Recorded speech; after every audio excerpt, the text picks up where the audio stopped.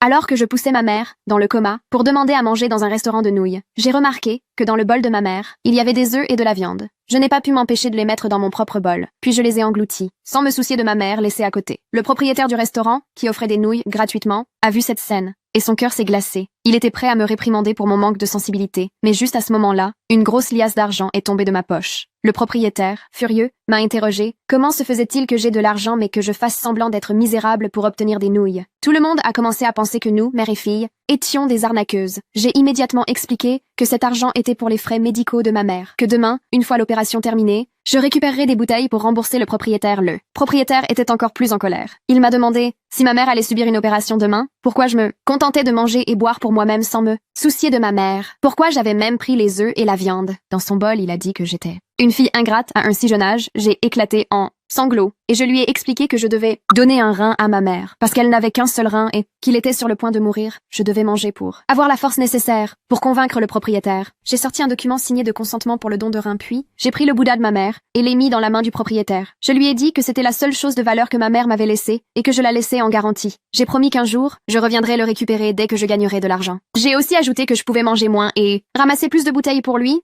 rembourser l'argent du repas. Le propriétaire a alors compris qu'il m'avait mal jugé et, touché par mon dévouement, il m'a dit que désormais, chaque fois que je viendrais, je pourrais manger gratuitement. Les clients à table, touchés par mon histoire, ont commencé à partager leur propre nourriture avec moi. Je me suis sentie émue par la gentillesse des gens et je me suis agenouillée pour les remercier, promettant de les récompenser. Un jour, juste à ce moment-là, un jeune héritier riche a remarqué. La marque de naissance sur mon cou, c'était la marque distinctive de la famille du milliardaire. Il a immédiatement pensé que je pourrais être la fille biologique de son frère aîné. Il a vite transmis l'information à sa famille. Peu de temps après, le milliardaire arriva sur les lieux. Au début, il pensait que son fils plaisantait, mais quand il vit la marque sur mon cou dans la photo, il comprit que j'étais la petite fille perdue de la famille. Le père, de son côté, se souvint enfin qu'il y a 6 ans, il avait eu une liaison avec une femme inconnue. À ce moment-là, le milliardaire n'avait qu'une hâte, me ramener chez lui. Mais moi, je n'en savais rien. Pour sauver ma mère, je m'étais résignée à risquer ma vie en donnant mon rein et mon histoire de collecte. D'argent pour payer l'opération se répandit vite à l'hôpital. Tout le monde fut touché par ma dévotion et ils commencèrent à m'offrir leur aide. Je me sentais tellement émue. Je leur promis que je rembourserais tout l'argent. Mais alors que je ramenais ma mère dans sa chambre d'hôpital, une jeune héritière riche, parlant au téléphone sans regarder où elle allait, me heurta avec son chariot. Elle avait l'air de s'en moquer, mais elle exigea que je paie pour le sac de marque qu'elle avait abîmé. Elle refusa de me laisser partir sans compensation. Alors que nous nous disputions,